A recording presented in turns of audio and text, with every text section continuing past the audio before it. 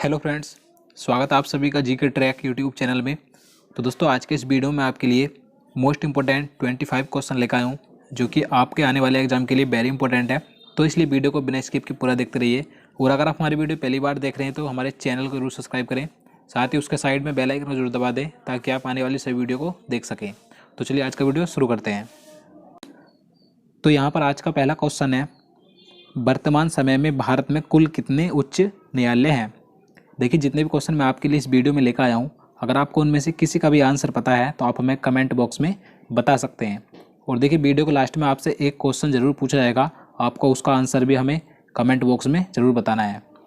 तो इस क्वेश्चन का राइट आंसर ऑप्शन बी हो जाएगा 25। वर्तमान यानी कि इस समय में भारत में 25 उच्च न्यायालय यानी कि 25 हाई कोर्ट है, आपको याद रखना है।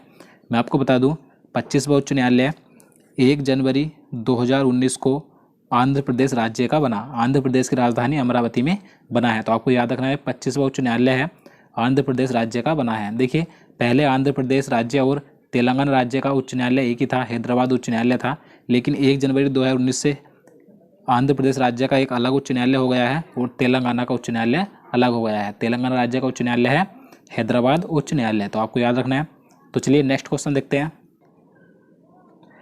राज्यसभा के सदस्यों का कार्यकाल कितने वर्षों का होता है। राइट आंसर ऑप्शन सी हो जाएगा 6 वर्षों का। आपको याद रखना है 6 वर्षों का होता है राज्यसभा के सदस्यों का कार्यकाल। देखिए, मैं आपको बता दूं, राज्यसभा कभी भी भंग नहीं होती है।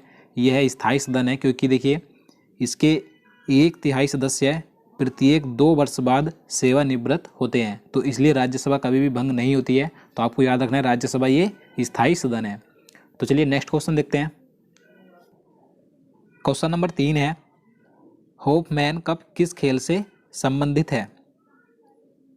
राइट आंसर ऑप्शन डी हो जाएगा टेनिस से संबंधित। आपको याद रखना है ये जो कप है होपमैन कप, ये टेनिस से संबंधित है। चलिए अगला क्वेश्चन देखते हैं।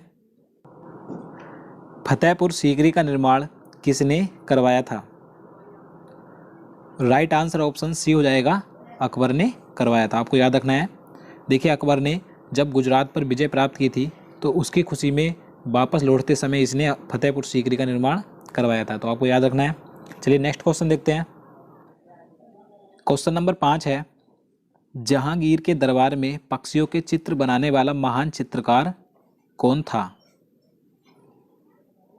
राइट आंसर ऑप्शन बी हो जाएगा मंसूर। आपको याद रखना है, जहांगीर के दरबार में जो पक्षियों के चित्र बनाने वाला महान चित्रकार था उसका नाम मंसूर था।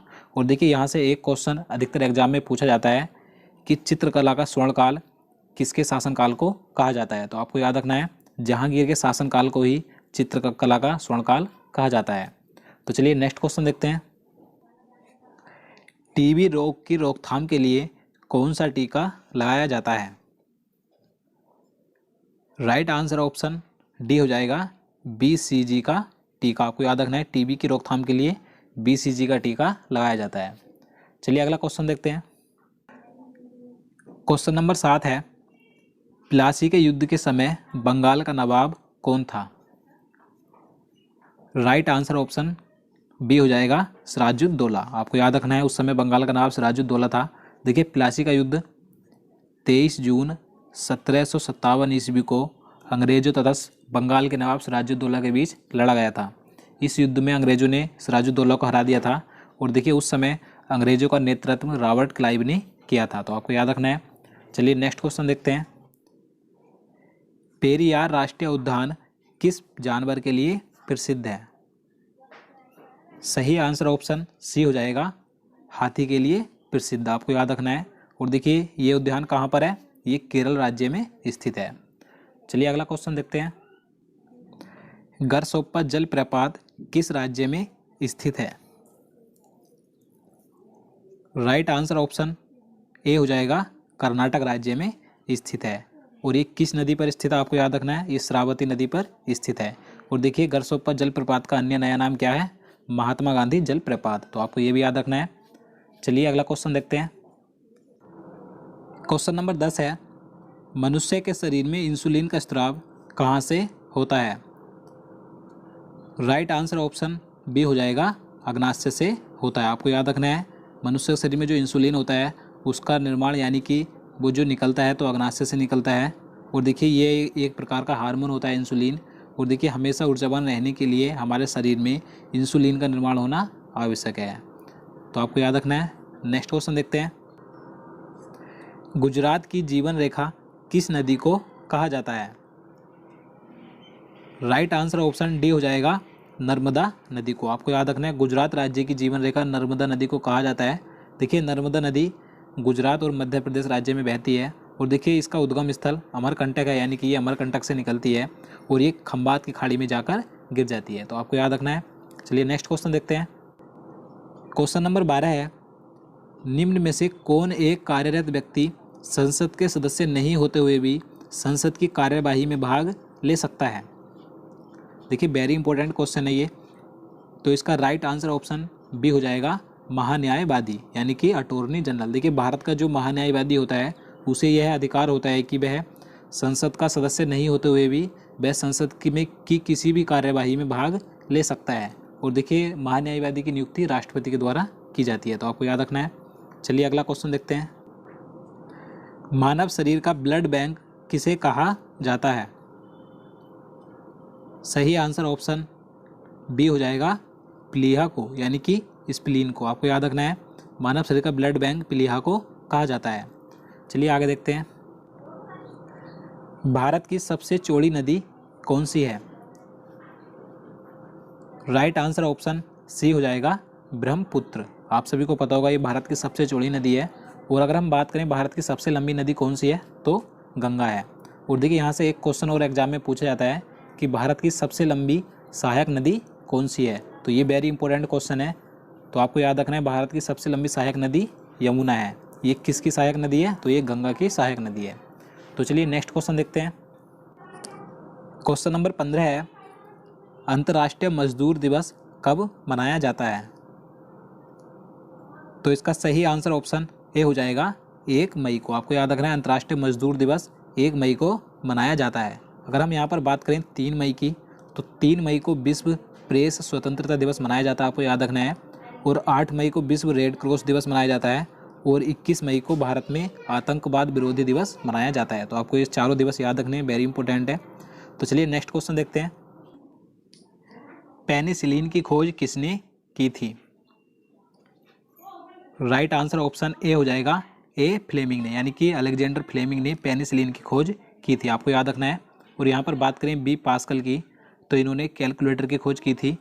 और विलियम हार्वे ने, मैं आपको पहले कई बार बता चुका हूँ, इन्होंने रक्त परिवहन की खोज की थी। और यहाँ पर बात करें माइकल फेराडे की, तो इन्होंने डायनेमो की खोज की थी। तो आपको ये चारों याद रखने हैं। तो चलिए नेक्स्ट क्वेश्चन देखते हैं। पोलियो रोग में शरीर का कौन सा अंग प्रभावित होता है?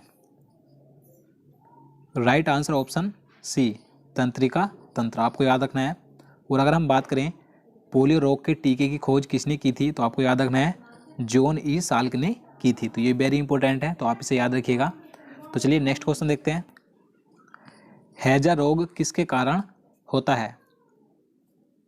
राइट आंसर ऑप्शन बी, जीवाणु यानी कि बैक्टीरिया के कारण, दूषित पानी पीने से। आप सभी को पता होगा। देखिए अगर आप चाहते हैं कि इन सभी से होने वाले रोगों का वीडियो मैं आपके लिए एक अलग से बना दूं, तो आप हमें कमेंट बॉक्स में बता सकते हैं। तो चलिए नेक्स्ट क्वेश्चन देखते हैं। संविधान के किस अनुच्छेद का संबंध संविधान संशोधन से है? राइट आंसर ऑप्शन बी, अनुच्छेद 368। अनुच्छेद 368 में संविधान संशोधन का प्रावधान किया गया है, आपको याद रखना है।